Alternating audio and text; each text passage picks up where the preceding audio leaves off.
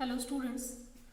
Yesterday we have seen the important topics of the chapter nuclei, and there we have discussed a number of important topics like the composition of nucleus, the properties of nucleus, and binding energy of the nucleons, and rest other things that the how can we explain the stability of the particular nuclei with the help of binding energy per nucleon curve? So these all topics are important, and after that we have discussed nuclear forces and exchange nature of the nuclear forces, means Yukawa theory, and with the help of that we can understand the stability of the nucleus also. So I think that all these topics and how can we define stability based on that is clear to you. So the next thing that we have to study here, and that is also very important, that is the topic of nuclear reactions. So in case of nuclear reactions, a stable nuclei or any nuclei that is changing into other nuclei, that is known as simple nuclear reaction. So if in general you have to say what is nuclear reaction. So if any nuclei that is changing into other nuclei on the bombardment of any particle, and in the output we got different types of nuclei and some other particles, and either there will be some absorption of heat or emission of heat will take place. So in general, if we have to write a nuclear reaction, that we can write it, suppose that this is the particle, this is nuclei. Now this is just changing into other nuclei with the emission of any other particle and with emission or absorption of energy. So in this way, in general, you can write any nuclear reaction. Here we are seeing that this is target nuclei, this is incident particle, this is output nuclei, or you can say that daughter nuclei to it, and next is emergent particle, and this is released or absorbed energy in the system, that is known as Q value of the nuclear reaction. So these all things, I think that the concept of nuclear reaction is clear. In both types of nuclear reaction, like nuclear fusion or fission, we will study the same things. Some of the particles we are using here, as I told you yesterday, we are using the particles that are matching for the or best suitable for the scattering. Obviously, if the particles are bombarding, it means that they are colliding to the target nuclei, and for the collision, obviously the target nuclei will have some dimension and this particle will have some dimension also. So according to their dimension, every particle is not suitable to bombard on the nuclei. Only some of the particles are suitable, and that is determined by its scattering cross section, means the area in which it is or it can bombard easily. Or if suppose that we want to just calculate whether the atom will strike to the whether this particle will strike to that particular nuclei or not, so that fact is determined by with the help of scattering cross section. So scattering cross section allow us to know that which particle will strike that nuclei and which particle will not strike.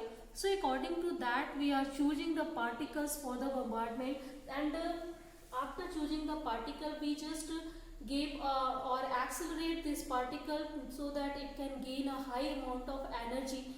This should be highly energetic, and after that, actually whenever there is we are needed to split it, then this should we needed it to highly energetic there that time. So if this particle is bombarded on this, then due to collision, a large amount of energy that is released from the system, and a new nuclei and some of other particles that are obtained from the system. So this is the particular basic concept of the nuclear reaction. In general, you can write this equation and you can explain what is nuclear reaction. So first of all, Rutherford tried in 1919. He was told us that or he thought that if suppose some of the particles that are bombarding on the system, then with the help of that particle, if we are adding energy to the system, then we can get some other nuclei with the help of it. So for that he even done a practical on that. Means he used alpha particles as a bombardment particles, and he bombarded alpha particles on nitrogen nuclei, and after bombardment he saw that a new nuclei that is obtained, and that was the isotope of oxygen, and with the emission of protons from it. So here we are seeing that the equation is satisfying here. You can write in form of equation it also. So this is the target nuclei. We are using alpha particles as the bombardment nuclei, and after that an isotope of oxygen, this is obtained, and with the emission of protons. So this is the basic. You can see that here this equation is fulfilled here, and it means that this is also a form of nuclear reaction. So such types of every reactions in which any nuclei that is changing into other nuclei, that is known as nuclear reaction in very simple way. In other way we will discuss is while we will discuss its type like nuclear fission and fusion, we will discuss it again, but still I think that problem is clear. And now this factor, come to this factor. Even if in the process we are getting energy as the output, means if suppose that this nuclei is changing into this nuclei, then while changing into this, if energy is released, energy is obtained from this reaction, overall reaction, then this energy is termed as positive, and the reaction is known as exothermic reaction, not endothermic, exothermic reaction. So in case of exothermic reaction, energy is obtained from the system, and that energy you can term as nuclear energy, and this is the source of energy for us. We can use this energy in many ways, like you are using energy at every places. You can use this energy also for your work, for your desires. So in this case, if process is exothermic, then this Q value will be positive, and if suppose this Q value is obtained as the negative, then it means that in the system energy is absorbed, and this energy is Q value means this nuclear energy is absorbed in the system. So these types of process are known as endothermic process or endothermic reactions. So overall, if you can see here, then you will see in the case of endothermic reactions, mass of the target nuclei that is less than the mass of this nuclei. So due to that reason, they are needed some of the energy from the outside, and in this case the mass of the target nuclei is this input portion that is greater than this output portion. That's why the energy is released from the system. So in this way you can understand it easily. Whenever Q will be negative or positive, what is its means, and whenever the system will be endothermic or exothermic.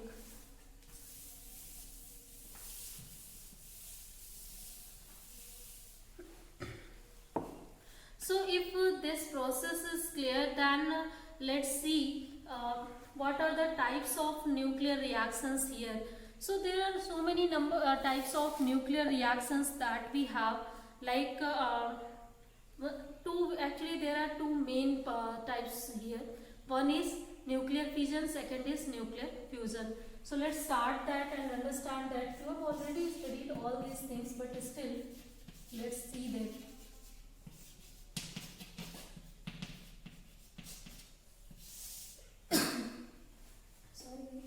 So in the case of nuclear fission, the one heavy nuclei that is split into two or more lighter nuclei, and with the emission of some particle and with the emission of a huge amount of energy, that is known as nuclear fission. Like example we have, that is, there are number of examples actually, but still this is very familiar example for you, so we can use this example. If we are taking uranium-235 and we are using the bombardment particle as the neutron here, then we have seen that it is converted into barium and krypton, and with the emission of 3 neutrons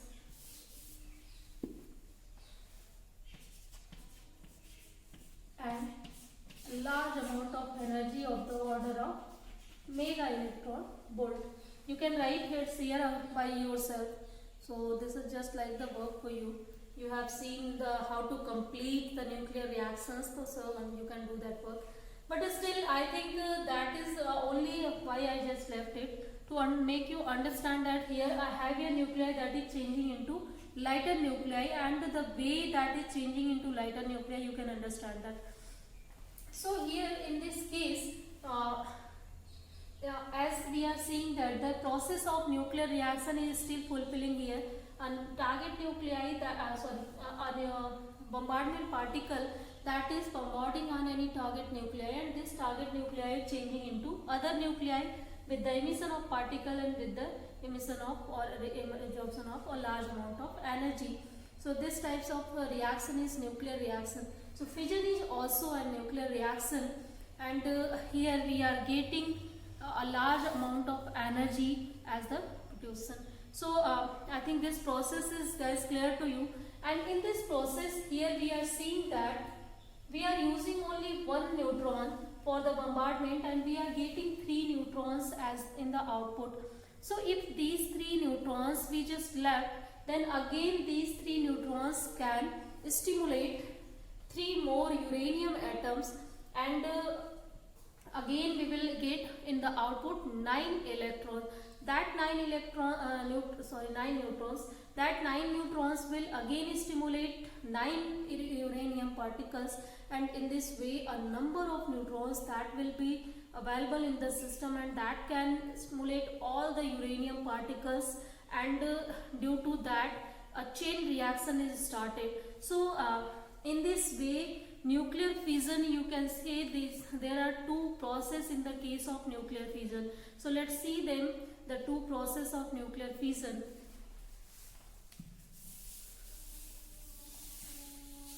So the first process for the nuclear fission, that is chain reaction, or in other word you can say that this is uncontrolled nuclear reaction or nuclear fission, uncontrolled nuclear fission. So why we will call it uncontrolled, I will tell you later, but still just try to understand it by its chain reaction. So in the case of chain reaction, suppose we are allowed to use every neutrons that is produced in the system. So let's see that if we are using uranium, and on this uranium a bombardment of 1 neutron that we have used, and due to that you know that here krypton that will be formed, barium that will be formed here, and 3 of the neutrons that will be formed, and a large amount of energy that will be obtained from here. Again these are 3 neutrons. Then these 3 neutrons can again bombard on uranium, and this uranium will convert it into krypton, barium, and 3 of the neutrons. Similarly, this can bombard on uranium. We can get krypton, barium, 3 of the neutrons from here, and the same way you can apply on this. So finally, if you can see here, then we are getting 9 neutrons in the output.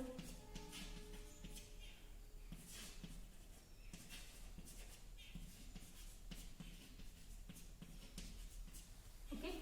So here you can see that we are getting finally 9 neutrons in the output, and obviously these 9 neutrons can again start the same process with the help of uranium, and again in this every process we are getting a large amount of energy. So again these 9 neutrons will strike on the 9 uranium particles, and that 9 uranium particles will split into krypton and barium.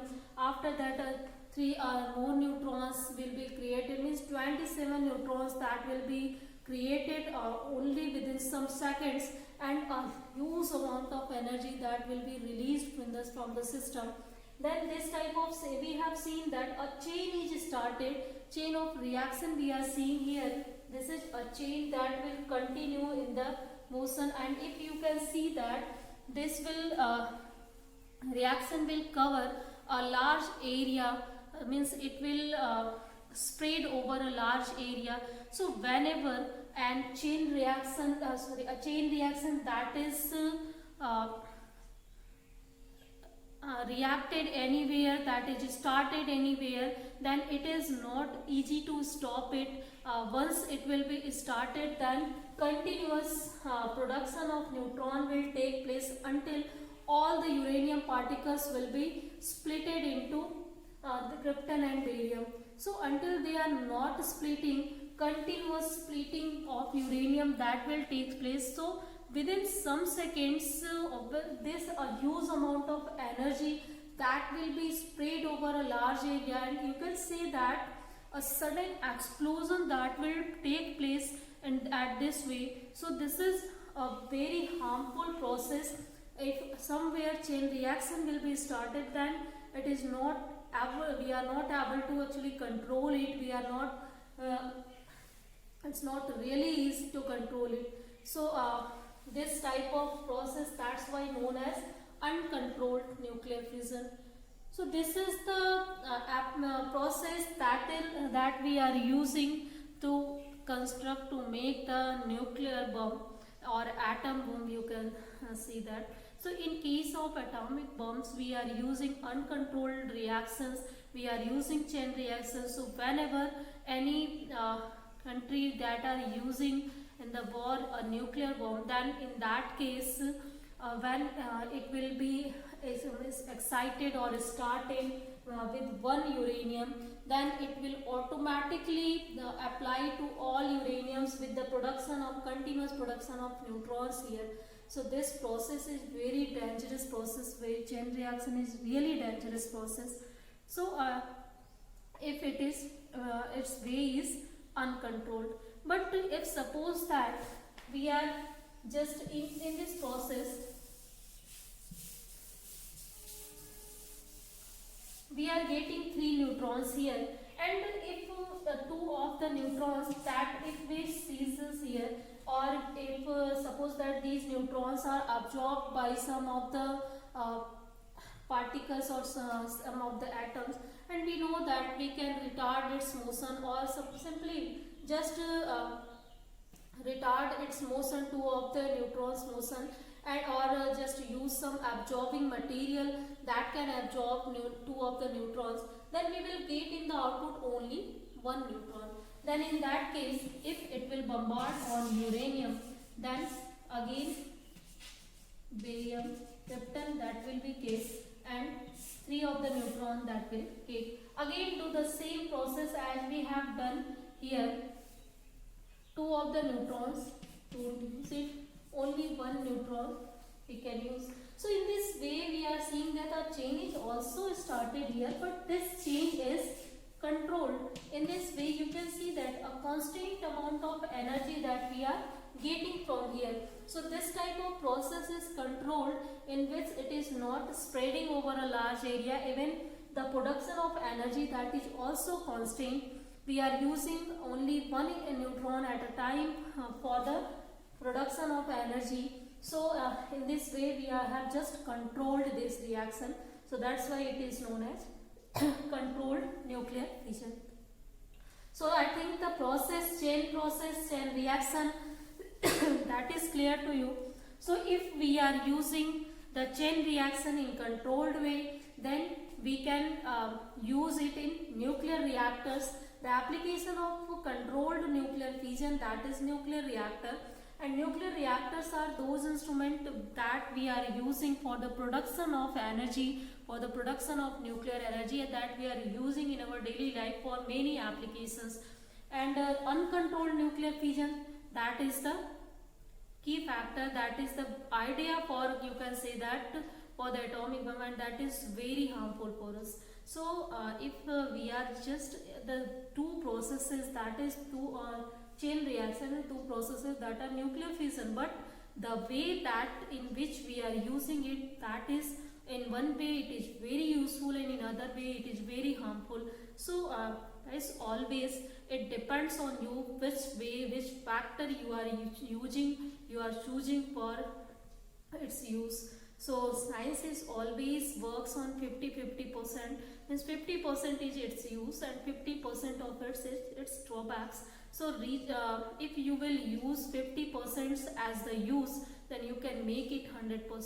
So that depends on you. Always try to be positive, try to use the devices in a safe manner. Don't harm others, don't harm you. Okay.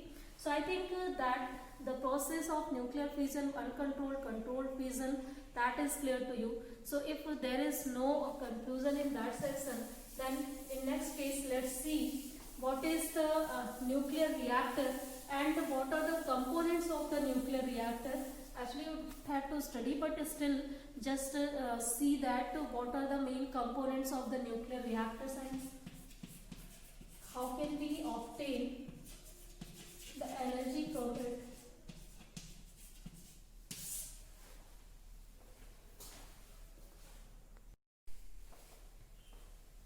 So the next topic that we will study here, that is the topic of theory of nuclear fission. Then how can we actually understand how the nuclei that are splitting into two or more parts. So in the case of splitting, we just take the help of model of the nucleus. As I told you yesterday, there are a number of models for the nucleus also, to describe it, how which types of models or which types of structures they are following, and how can we define the different properties of the nucleus, as we have discussed already before it, like binding energy, density and other factors, all that we have discussed. How can we understand it and what is the shape of the nucleus? So for that, basically two main models that we have, that is a liquid drop model and cell model. In case of liquid drop model, actually you don't have to study, but still just try to listen it and understand it. In case of liquid drop model, it is supposed that a nucleus is just like a liquid drop.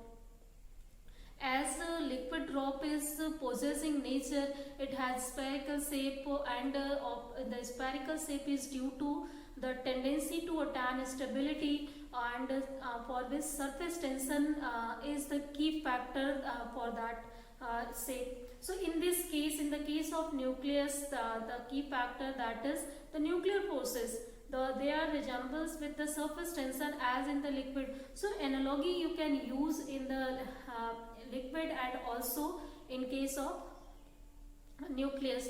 Both are spherical in shape. As surface tension works there, here nuclear forces are working the same thing. So in this way the nucleus has spherical shape. So the size and radii, that is explained successfully with this concept. Next concept that we have discussed here, that is the concept of nuclear fission.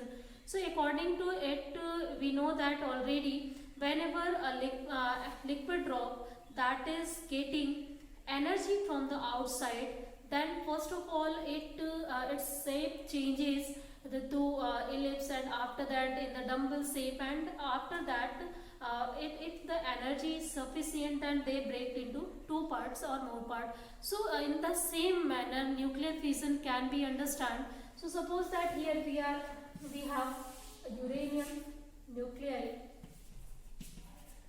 and we are using neutrons to bombard on it. So basically before bombarding, this uranium nuclei will have the spherical shape, and now when neutrons are bombarded on it, then it means that we are adding some energy to the nucleus. Simple. it is absorbing a neutron, it means that here the addition of energy takes place. And obviously we know that protons are positively charged particles and they are showing repulsive property, so they will always try to split the nucleus so that they can go away, but nuclear forces that is responsible here that binds them together.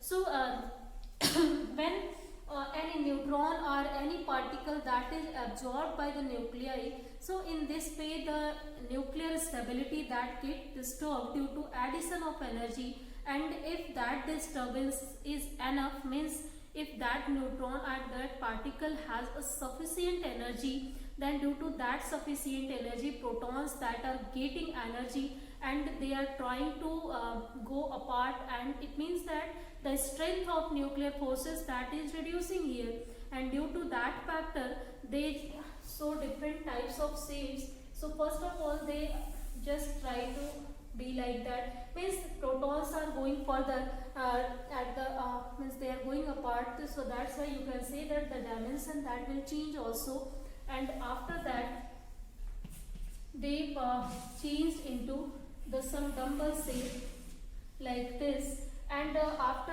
just splitting into that, finally just a second guys, such types of shape they have formed, and ultimately they just split into two or more persons about this center. So this is the same way as a liquid that is liquid drop that split into two or more parts.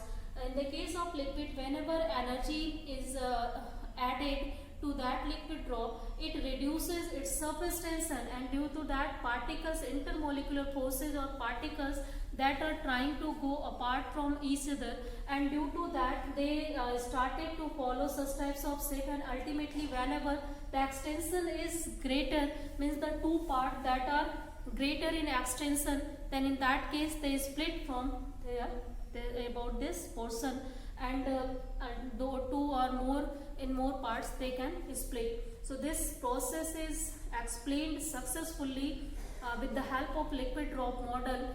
So analogy process we can use here, and nuclear fission can be understood easily with the help of liquid drop model. So second model, that is the cell model. So in case of cell model, we are using the same model as we have used it to explain the atoms. Like atomic models, we have center like nucleus, and electrons are revolving around into certain circular orbits. In the same manner, nuclei, in the case of nucleus, a positive charge that is at this point center, and so many orbits are around that point within the nucleus I am talking about, and that nucleons are revolving in that orbits, and according to that factor we can explain nuclear spin easily, velocity of the particles, and other all factors that we have already explained for the electrons that are possessed by the protons and neutrons. Then we can explain them also, magnetic moments and other factors can be explained.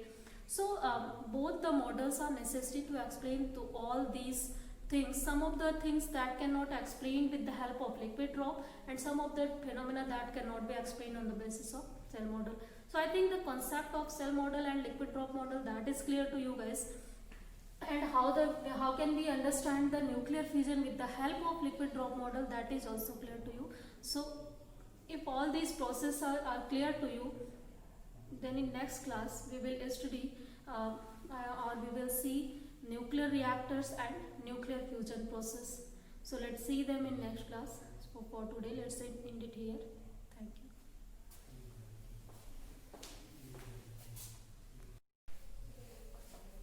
So as in the case of nuclear reactors, we will see the application of a controlled way of the nuclear fission. So before actually guys studying it, let's study about the theory behind the nuclear fission and how can we understand. So for this we have some certain models, so let's see them also and try to understand how can we explain and understand nuclear fission process.